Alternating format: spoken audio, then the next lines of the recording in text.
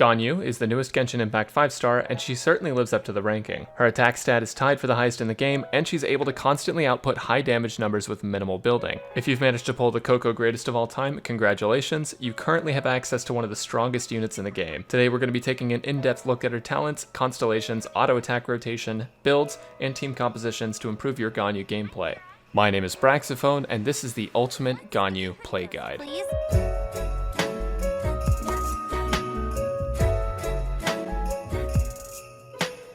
We'll begin with a talent overview. This is going to be pretty brief because there's a lot of content for this video, but I'll make sure to cover all the important bases. If you're interested in skipping to a different part of the video, there are timestamps in the description. Her first talent is her basic attack. Her basic attack is a 6-hit combo that fires relatively slowly but has relatively okay damage as well. The auto attacks aren't special, but her charged attack is insanely powerful. Unlike other bow users, Ganyu has a standard charged attack and a level 2 charged attack. If you hold the charge to level 2, Ganyu will fire an arrow that does slightly more damage than her level 1 charged shot, and following that will be an AoE of cryo damage that does a lot more damage than the initial shot. This makes it worth charging to level 2 every cast rather than only charging to 1. The AoE on the shot can crit, so having high crit rate and crit damage is beneficial in Ganyu, especially because her passive ascension scaling is crit damage as well. It's also worth noting that this charge goes off even if you don't make contact with the enemy, meaning that you can shoot it at the ground and it'll bloom regardless. Her E is a taunt similar to Amber's, except it doesn't dance. It'll blow up when its duration is up or once it's taken enough damage, and it scales off of Ganyu's max HP, which is pretty low. Use this to gain distance on Ganyu though, because she is squishy, so being far away is better. Ganyu's Q ability is called Celestial Showers, and it creates a large AoE that drops a total of 50 icicles over a span of 15 seconds. These icicles soft target enemies, with each enemy receiving 1 guaranteed icicle per wave. The cooldown of this ability is 15 seconds from cast, which means it can actually have 100% uptime on her ultimate ability, which just kinda adds to how strong this character is. Moving on to her passives now, her passive 1 makes it so that after firing the first arrow in her charge level 2 shot, her crit rate is increased by 20% for 5 seconds, which does affect the AoE bloom. This in essence increases your bloom crit rate by 20% always. Passive 2 makes it so that she and other party members get a 20% cryo damage increase while inside her Q AoE. This doesn't increase the damage done by her elemental burst itself, but if you cast her Q right as the first one ends, you'll technically still be receiving the cryo buff, which will buff the following elemental burst. So basically, it won't affect the first Q, but if you use Q right after the first one ends, it will affect the second. You will get that 20% damage bonus. And her third passive refunds 15% of ores used to craft bows. Now I'm going to go over her constellations very quickly so that you guys can understand kind of what they do and whether or not it's worth building her constellations. Her Constellation 1 makes it so that when enemies take damage from Frostflake Arrow or the arrow's bloom effect, the enemy's hit will get a cryo resistance lowered by 15% debuff. That's a big damage increase for you, but it also generates 2 energy on hit, which can eliminate the need for you to run energy recharge sands, so that means you can go all in on attack percent. Her Constellation 2 gives her an extra taunt charge, which allows up to 2 taunts to be added at a time and creates more overall energy recharge for Ganyu. Constellation 3 increases her Q level by 3, which just makes her Q stronger.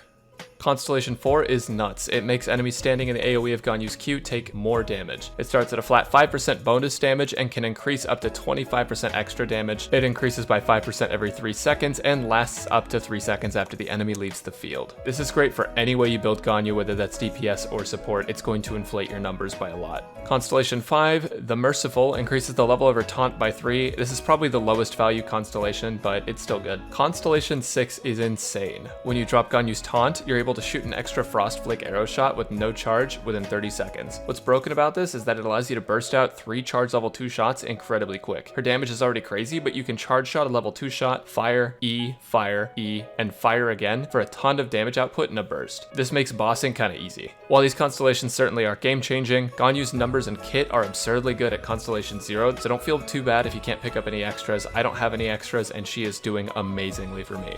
Now that we've talked about her kit and everything you can do with it, we're going to talk about her best DPS rotation for auto attacks. Now, I know you're not going to be using auto attacks very often with Ganyu because of how broken her charge shot is, but it doesn't hurt to have them as an option in case you find yourself against some cryo enemies when you're soloing content and things like that. So for all these stats, we used the same artifacts, the same weapon, and didn't alter any of the numbers except for crits. Crit hits were removed for consistency, and each combo was performed twice and timed up until recovery. These damage strings will be with simple animation cancels involving double tapping R between combos, and if any game-changing animation cancels to increase DPS DPS are discovered over the course of the next few weeks, I'll make sure to let you all know via another video. Alright, so here's a spreadsheet that I recorded. I used stringless to eliminate passive multipliers for her autos, and I changed some of her set to make crits less frequent just so it was easier on me. But here's the verdict. Out of the 6 combos that we were able to do with the animation cancels, it does look like finishing out the combo is actually going to do the most damage based on how I was animation canceling, and it looks like the second best one is going to be the 1-2-3 into animation cancel. You can try to do the machine gun thing that you can with Fischl, but the problem is that Ganyu's second shot doesn't come out as fast as Fischl's, so unfortunately it doesn't work as effectively, which is why finishing her combo actually does the most damage. But again, ultimately you don't have to worry about auto attacks with Ganyu too much because she either fits the role of charge shot bot or support, and if you try to build her physical, you're going to end up doing less damage than a fully built physical Fischl, but it helps to know which attack string is optimal nonetheless.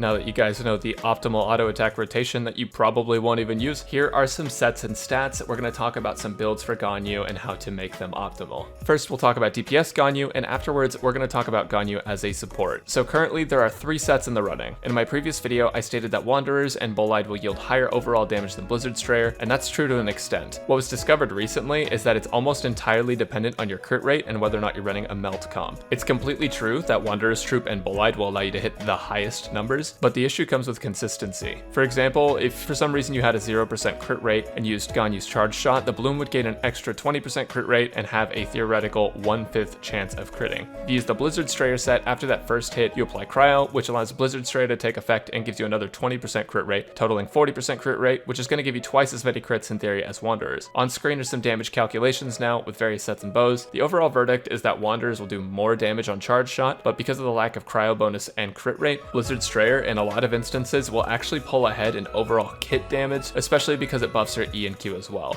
In addition to that, since you're going to be using her Q often, even as a DPS, you're going to get that bonus from that passive, so that's also worth keeping in mind. Blizzard Strayer is significantly easier to farm than Wanderers due to the resin cost, so that's also worth keeping in mind if you're a free-to-play player, and that's why I think that Blizzard Strayer may be the better set for you to go and build, even though if you're max hitting, Wanderers Troop is absolutely going to make the difference. Another factor here is if you're running a freeze comp, because if you're running a freeze comp, then Blizzard Strayer absolutely pulls ahead with a 40% crit rate bonus. With any of these sets though, ideally you're going to be using an attack percent Sands, cryo damage goblet, and crit damage circlet. For your substats, if you're running her as a DPS carry, the general rule is that you want crit damage, crit rate, attack percent, and attack in that order. In a reverse melt comp though, you want to replace flat attack with elemental mastery because it's going to help your damage scale a lot more. If you're running a reverse melt comp, it's wise to capitalize on the elemental mastery bonus from Wanderers Troop too. If you don't know what a reverse melt comp is, I'm going to explain that in the team composition section of the video, so skip ahead if you want to learn about it. I'd also recommend running double cryo if you're going to build Wanderers, so that way you can get the cryo resonance crit bonus, because that's going to be huge. Bolide will get you the highest possible damage numbers on charge shot, but it's overall less efficient and kind of necessitates building a team around Ganyu, while at the same time lowering her skill and burst damage in comparison to Blizzard Strayer. That's my opinion. As far as weapons go, here's some more calculations. If you're running Blizzard Strayer, Skyward Harp actually barely pulls ahead of Amos Bow in terms of damage on this sheet, while the enemy is not frozen, but the damage difference is kind of near negligible. It's a small optimization to make if you have the choice between the two bows, but if you're running a freeze comp, Amos Bow pulls way ahead in damage, as the crit rate from the Harp becomes less relevant due to the already high crit rate bonus you'll be getting from Blizzard Strayer. For free-to-play options, it's a toss-up between Blackcliff and Prototype Crescent. Both are really close, Blackcliff being better without freeze and Crescent being better with freeze. Here I'd argue to go with the Crescent due to it being easier to refine for a free-to-play player than Blackcliff, but if you like Blackcliff or you already have it, it's technically a better bow without a freeze composition.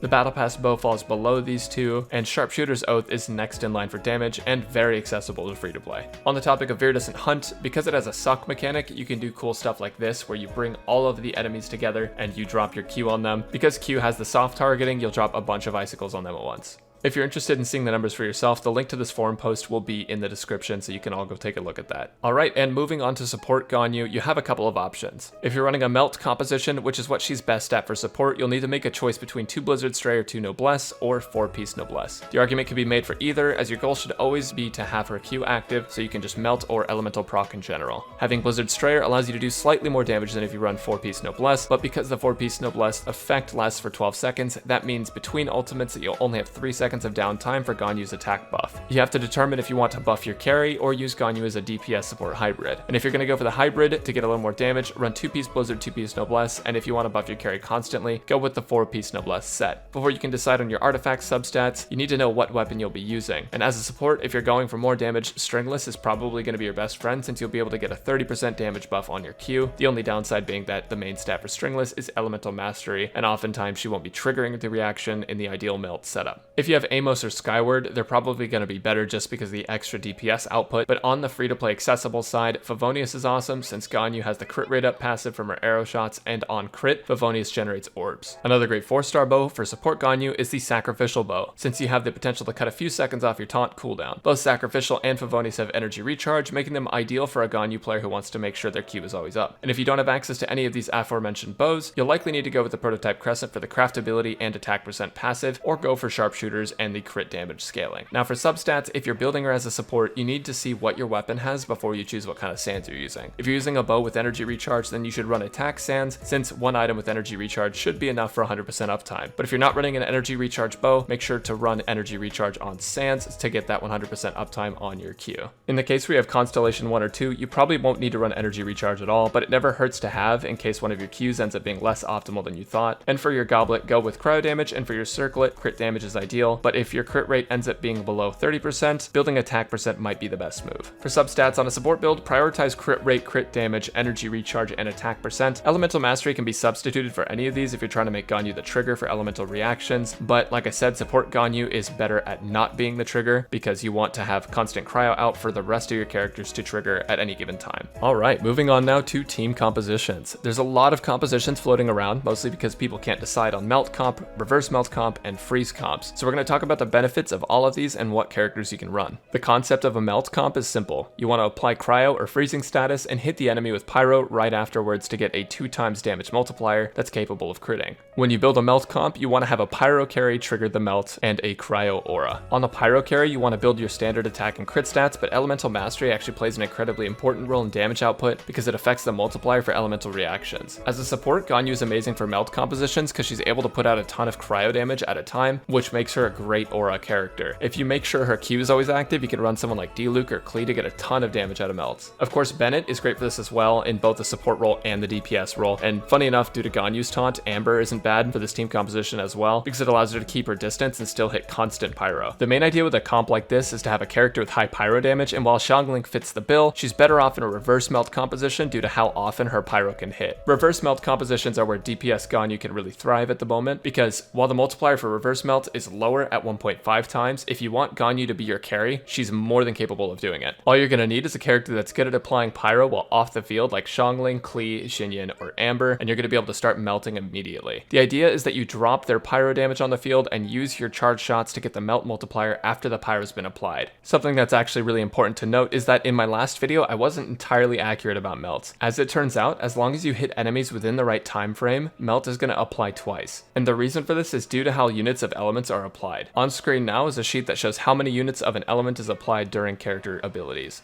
In the pyro category, you'll notice that no character as of making this video applies less than 1 unit of pyro. Now this is amazing for Ganyu because Ganyu's charged attack actually hits both the initial Frostflake arrow and the AoE within the timing of 1 unit, which means that it's possible to double melt on targets. A really great way to play with this is to drop Guoba on the field from Xiangling and then drop Ganyu's taunt on the field, run away, let Guoba do pyro damage while they're all taunted, and then go ahead and hit them with cryo, and you'll be able to hit them for a double melt, which is the 1.5 times multiplier. It's just a lot of damage. If you're having issues with pyro application, you can always go to a character that's 2U rather than 1 to give you more time to reverse melt. Now, freeze comps are a hot topic because while the freeze itself doesn't have a massive multiplier, having enemies not come at you is super nice, especially when you're using an AoE bow character. What's great about Ganyu is that her taunt lasts long enough to where you can switch off of her into a Hydro character and apply Hydro and then switch back to Ganyu to make sure that enemies get frozen. What this means is that if you have someone like Tartaglia, Barbara, or Xinchu, you can use Ganyu's taunt to group up enemies and hit them with a Hydro AoE, so that way when the taunt goes off or when you hit them with Ganyu, they all freeze in one bunch and you can take advantage of their positioning to hit tons of AoE damage. Alternatively though, you can also run a melt carry like D-Luke, Klee for the freeze if you're feeling up to it, and if you have Mona, she's amazing with Ganyu for her taunt as well. Since she's a Hydro character, you just need to place her taunt and swap the Ganyu to ensure that the enemies freeze. With Xinchu, there's also a cool tech you can do to make sure that enemies constantly take Hydro damage between hits. If you have Xinchu's Q up, when you're done firing your Frost Frostflake arrow, you can actually immediately shoot one auto attack arrow, which will activate Jinchu's Q and hit the enemy targeted with hydro damage and instantly freeze them. You can weave this between Frostflake arrows, and that way you're able to constantly keep up hydro and cryo uptime. Credit to Lumemi for making videos on this initially. That's how I found out about it. It's in the Genshin Impact Discord if you go ahead and look at content creator guides. You may not get absurd multipliers with the freeze comp if you're not running pyro, but the utility that freeze comps provide for your main DPS are definitely worth looking at. As far as Geo characters go, they synergize really well with Ganyu's Q because they're able to constantly create shields via crystallize. So if you have a melee carry, it can be really helpful to have shield uptime using Ganyu's 100% uptime Q. Venti and Sucrose have a lot of synergy with Ganyu, and let's be real, they have synergy with everyone, but they can pull in enemies really close and swirl them, which lets Ganyu AoE hit more enemies and constantly enhance your cryo damage. And generally, as far as cryo resonance goes, here's my opinion. Due to Ganyu's passive and Blizzard Strayer, there isn't really a need for cryo resonance because crit rate for me is personally sitting around 75% after shooting one Frostflake arrow. But if you do have Diona or Chi-Chi, they serve as great healers for Ganyu since they're both completely selfless characters, and it allows for your crit rate to get even higher than usual, so you'll be more consistently hitting crit AoEs. I think cryo resonance gets even more value if you're not running a bow with crit rate on it, so it's definitely really good, but you don't always need it. And yeah, that's basically it. Now you should know everything you need to go out there and hit high numbers with Ganyu and have awesome teams. If you've watched this far, thank you so much for watching. This guide took a lot of time and stress to make, and so if you enjoyed it, make sure to leave a like down below. And if you have any questions, make sure to put them down in the comments section. I'll try to reply to as many as I can. And if you like Genshin Impact content, make sure to sub to my YouTube channel down below. I try to post here pretty regularly, so that's kind of cool, I guess. Oh, and last plug, if you want to see live streams, go follow me at twitch.tv/Braxophone. I go live once or twice a week, but I do put out a schedule so you guys know when I'm going live, and usually during these I do a lot of recording for my videos, so you guys will kind of get to see what's going through my head when I'm doing builds and things, and you guys can ask questions, and it's just a lot of fun to hang out with all of you, so please come watch. Anyways, that's all I got for you. See you guys later. Have a wonderful weekend.